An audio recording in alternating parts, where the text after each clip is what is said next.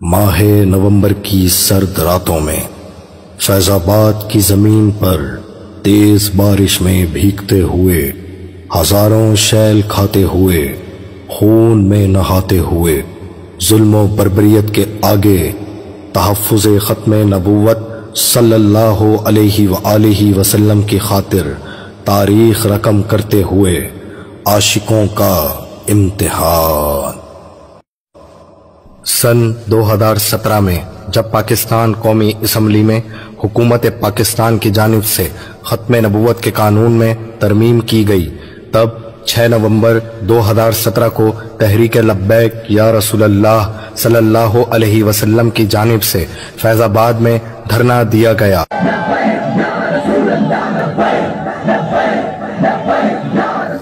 اس وقت تحریک کے سربراہ خادم حسین رضوی رحمت اللہ تعالی علیہ تھے۔ پاکستانی مسلمانوں کی بدقسمتی یہ تھی کہ اس وقت حکومت پاکستان مسلم لیگ نون کی تھی۔ اسی حکومت نے ممتاز قادری علیہ رحمہ کو گستاخ رسول کو واصل جہنم کرنے پر پھانسی کی سزا دی۔ اسی حکومت میں سلمان تاثیر کی بتیاں بجھانے پر 5 عاشقان مصطفیٰ صلی اللہ علیہ وآلہ وسلم کو 5 سال کے لیے قید بامشقت کی سزا ہوئی، اور اسی حکومت میں تحفظ ختم نبوت کے لیے سراپا احتجاج شمع رسالت صلی اللہ علیہ وآلہ وسلم کے پروانوں کو ظلم و جبر کا نشانہ بنایا گیا، جس میں 9 عاشقان مصطفیٰ شہید اور کئی زخمی ہوئے۔ 2018 کے الیکشن میں تحریک لبیک پاکستان اچھے خاصے ووٹوں سے پاکستان کی تیسری بڑی جماعت بن کر ابھری، لیکن امت مسلمہ کا ستارہ اب بھی نہیں چمکا تھا۔ اداروں کی طرف سے بدترین دھاندلی کے بعد ایک سلیکٹڈ شخص کو وزیر اعظم بنا دیا گیا، جو اپنی دور اپوزیشن میں ہی 11 رکنی عملہ 295C کے قانون میں رد و بدل کے لیے بھیج کر خود کو ختم نبوت و ناموس رسالت صلی اللہ علیہ وسلم کا غدار ثابت کر چکا تھا۔ الیکشن کے فوراً بعد ہی ہالینڈ کی طرف سے کئی گستاخانہ خاکوں کے مقابلے کا اعلان کیا گیا۔ اس وقت تحریک لبیک نے دھاندلی والے معاملے کو نظر انداز کر کے ہالینڈ کے خلاف احتجاج کا اعلان کیا۔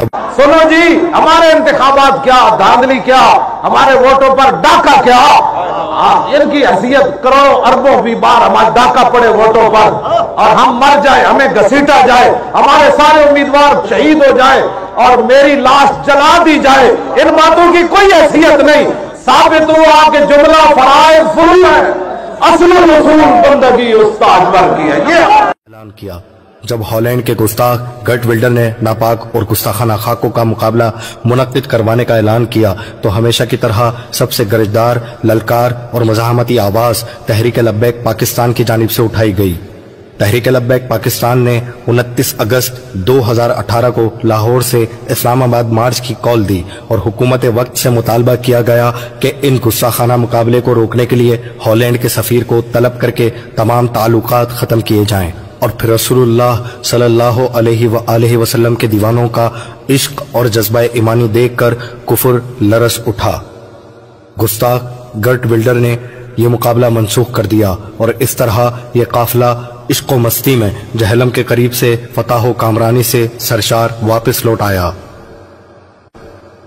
اقتدار ملتے ہی نیازی حکومت نے ایک ثابت شدہ گستاخ آسیہ ملعونہ کو رہا کرنے کے لیے عدالت عظمیٰ کا سہارا لیا، لیکن تحریک لبیک کا حکومت وقت سے آسیہ ملعونہ کی سزا کا مطالبہ تھا، جس نے آقا علیہ السلام اور تمام ازواج مطہرات امہات المؤمنین کی شان میں بدترین گستاخی کی تھی، جبکہ حکومت اسے انسانی حقوق کے خلاف کیا جانے والا فیصلہ بتا کر آسیہ ملعونہ کو ملک سے باہر بھیج کر آزادی دینے پر آمادہ تھی۔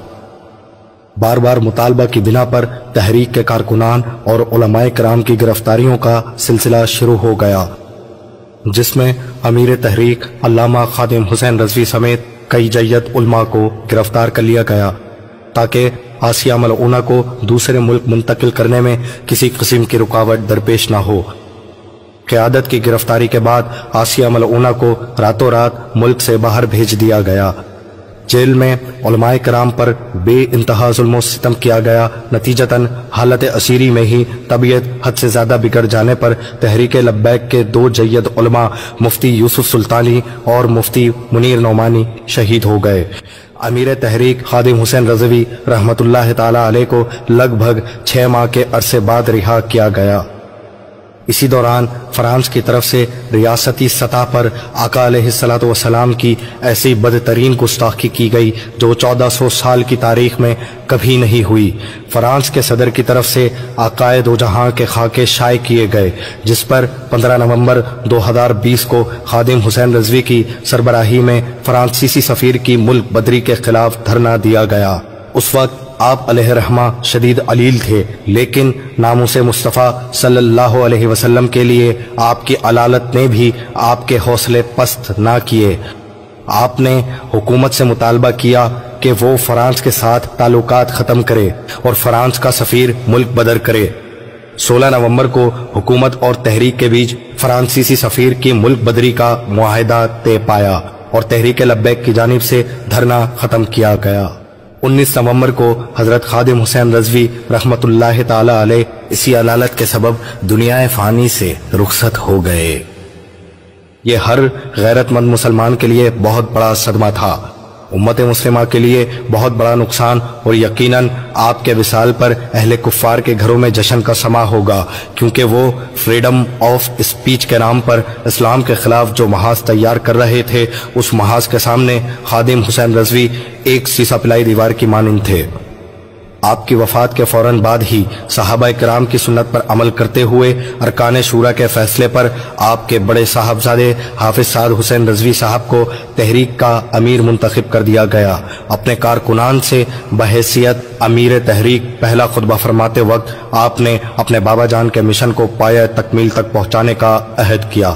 میں آپ سے وعدہ کرتا ہوں انشاءاللہ زندگی کے کسی بھی شعبے کو خالی نہیں چھوڑیں گے، ہر طرف جائیں گے، اسی ملک میں رہیں گے، یہی ناموس رسالت کی پہرے داری کریں گے، یہی ختم نبوت کی باسبانی کریں گے، اور اسی ملک میں حضور کے دین کو غالب کریں گے۔ اور انشاءاللہ میں آپ سے یہ کہتا ہوں کہ حضور کے دین کو تخت پر لانے کے لیے ہم اپنے قائد کے خواب کو شرمندہ تعبیر کریں گے۔ والد کا غم تو آپ کی آنکھوں سے چھلک ہی رہا تھا، لیکن آپ کے الفاظ آپ کے دل میں موجود غم امت کی عکاسی بھی کر رہے تھے۔ حضرت خادم حسین رضوی رحمۃ اللہ تعالی علیہ کے چہلم کے بعد فرانسیسی سفیر والے معاملے پر ایک بار پھر سے آواز اٹھائی گئی، مگر یورپی دباؤ کی وجہ سے کوئی کارروائی عمل میں نہیں لائی گئی۔ پھر جب تحریک لبیک کی جانب سے حکومت کو دھرنے کی وارننگ دی گئی تو حکومت کی طرف سے امیر تحریک حافظ سعد حسین رضوی صاحب کو بنا کسی جرم کے رمضان سے ایک دن قبل ہی گرفتار کر لیا گیا، جس کا مقصد صاف ظاہر تھا کہ حکومت نے اپنا معاہدہ توڑ دیا ہے۔ اپنے قائد کی بے بنیاد گرفتاری اور فرانسیسی سفیر کے معاملے پر حکومت کی طرف سے کی جانے والی عہد شکنی پر پورے ملک میں احتجاج شروع کیا گیا، اور اس احتجاج کو روکنے کے لیے تحریک کے کارکنان پر پھر سے ظلم کے پہاڑ توڑے گئے۔ روزے کی حالت میں کارکنان پر سیدھی گولیاں چلائی گئیں، ہزاروں شیل مارے گئے۔ اس دھرنے میں 26 شہادتیں ہوئیں، جید علماء کرام سمیت پوری قیادت اور سینکڑوں کارکنان کو گرفتار کیا گیا۔ ظلم و ستم کا یہ سلسلہ اس لیے نہیں رک رہا تھا کیونکہ حکومت کی طرف سے ملنے والی ساری آفرز کو امیر تحریک جیل میں ہی ٹھکراتے جا رہے تھے۔ آپ کا ایک ہی مطالبہ تھا، فرانسی سفیر کی ملک بدری۔ حکومت پاکستان نے ایڑی چوٹی کا زور لگا لیا، آپ پر جیل میں تشدد بھی کیا گیا کہ آپ اس ڈیل پر رضامند ہو جائیں، لیکن آپ کے حوصلے جیل میں بھی چٹانوں کی طرح بلند تھے، اور کارکنان بھی عشق مصطفیٰ میں شہادت کے جام نوش کرنے کے لیے تیار بیٹھے تھے۔ سعد حسین رضوی کو ڈیل پر راضی کرنے کی ایک وجہ یہ بھی تھی کہ حکومت کے پاس آپ کے خلاف کوئی ثبوت ہی نہیں تھا جو وہ عدالت میں پیش کر کے آپ کو مجرم ثابت کرتے۔ بالآخر معاملہ اس بات پر طے ہوا کہ دھرنا ختم کر دیں، ہم آپ سے معاہدہ کرتے ہیں کہ سفیر والے معاملے پر آپ کا ساتھ دیں گے۔ بحکم امیر تحریک دھرنا ختم کیا گیا۔ لیکن پھر بھی گرفتاریوں کا سلسلہ جاری رہا، لیکن تحریک خاموشی سے معاہدے کے پورا ہونے کا انتظار کرتی رہی اور حافظ سعد حسین رضوی کی رہائی کا مطالبہ کرتی رہی، لیکن وعدہ پورا نہ کیا گیا۔ 7 ماہ گزر گئے۔ چھوٹی عید، بڑی عید سعد حسین رضوی نے اپنے گھر والوں سے، اپنے کارکنان سے دور جیل میں گزاری، لیکن سعد حسین رضوی کے خلاف حکومت کے پاس کوئی ثبوت نہیں۔ یہ جانتے ہوئے بھی اداروں نے انتہائی غیر سنجیدہ رویہ اختیار کیا، جس کی وجہ اداروں پر حکومتی دباؤ تھا اور حکومت اپنے مغربی آقاؤں کو خوش کرنے میں مگن تھی۔ حکومت کی طرف سے وعدے کی پاسداری نہ ہوتی دیکھ کر جیل سے ہی امیر تحریک کی جانب سے ناموس رسالت مارچ کرنے کا حکم جاری ہوا۔ خادم حسین رضوی کے چھوٹے شہزادے حافظ انس حسین رضوی کی سربراہی میں مسجد رحمت للعالمین سے اس مارچ کا آغاز ہوا اور ایک بار پھر سے عاشقان رسول صلی اللہ علیہ وسلم کے ساتھ ظلم اور بربریت کی نہ بھولنے والی داستان رقم کی گئی۔ بجری سے بھرے کنٹینر سے راستے بند کر دیے گئے، خندقیں کھودی گئیں، راستوں میں گڑھے کھود کر اس میں پانی بھر کر کرنٹ چھوڑ دیا گیا، ہیلی کاپٹر سے ناموس رسالت کے پہرے داروں پر گولیاں برسائی گئیں، تیزاب کے ٹینکر پلٹے گئے، شیلنگ کی گئی، مگر حضور صلی اللہ علیہ وسلم کے ان پر اسرار عاشقوں کا قافلہ اپنے کریم آقا علیہ السلام کو جانوں کے نذرانے پیش کرتے ہوئے آگے بڑھتا رہا۔ عشق کی اس لازوال داستان میں تقریباً 34 عاشقان مصطفیٰ صلی اللہ علیہ وسلم شہید اور کئی زخمی ہوئے۔ دھرنا ختم کرنے کے لیے حکومت حیوانیت کی ساری حدیں پار کرتی جا رہی تھی۔ چشم فلک نے وہ منظر بھی دیکھا جب یہ غیرت و حمیت کا قافلہ بے سر و سامانی کے عالم میں شہداء کی لاشوں کے ساتھ زخمیوں کو ساتھ لیے شیل کھاتے، گولیاں کھاتے اور پولیس بربریت کا مقابلہ کرتے ہوئے منزل کی جانب بڑھ رہا تھا۔ حسینی لشکر یزیدی فورس کو پسپا کرتے ہوئے مسلسل ظلم کے آگے سیسا پلائی سی دیوار بنا تھا۔ آئی جی پنجاب لاہور سے نہ نکلنے کی دھمکی لگا رہا تھا اور یہاں رسول صلی اللہ علیہ وسلم کے دیوانوں کے انصرنا یا رسول اللہ کے نعروں سے لاہور لرز رہا تھا۔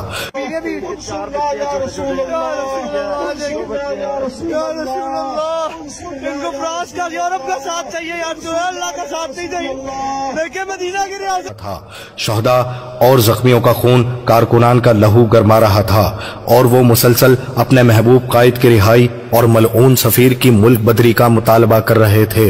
سڑکوں پر سو کر، خوراک کی قلت برداشت کر کے، موسمی شدت کا سامنا کر کے اور ظلم و جبر کے سامنے یہ قافلہ حسینی لشکر کی یاد تازہ کر رہا تھا۔ ظلم تو پھر ظلم ہے، بڑھتا ہے تو مٹ جاتا ہے۔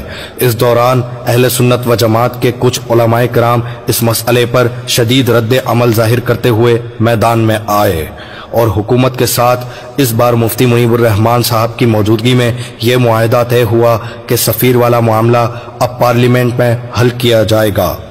اسی وقت حافظ سعد حسین رضوی کی رہائی ہوئی۔ آپ کے کارکنان نے پھولوں سے آپ کی راہ گزر کو سجا دیا۔ تحریک کے لوگوں میں مٹھائیاں تقسیم کی گئیں۔ ایک عید کا سما تھا کیونکہ آپ اتنے ظلم و ستم کے بعد بھی جھک کر نہیں بلکہ جھکا کر آئے تھے۔ آپ کی رہائی کے اگلے دن ہی علامہ خادم حسین رضوی رحمت اللہ تعالی علیہ کا عرس مبارک تھا، جس میں لاکھوں عاشقان مصطفیٰ صلی اللہ علیہ وسلم نے شرکت کی۔ 19، 20 اور 21 نومبر کو عرس شریف کا سلسلہ جاری رہا۔ حکومت کی طرف سے تحریک لبیک کے ساتھ ہوا معاہدہ پورا تو نہیں ہوا، لیکن نیازی حکومت کا تختہ بری طرح پلٹ گیا۔ جو تحریک لبیک کو کل عدم کہتے تھے وہ اپنے ہی ہاتھوں سے اپنی حکومت ختم کرنے پر مجبور ہو گئے، جبکہ تحریک لبیک آج بھی اپنی آب و تاب کے ساتھ چمک رہی ہے۔ بے شک میرا رب بہتر انتقام لینے والا ہے۔ جاء الحق وزہق الباطل ان الباطل کان زہوقا۔ حق آیا اور باطل مٹ گیا، بے شک باطل کو مٹنا ہی تھا۔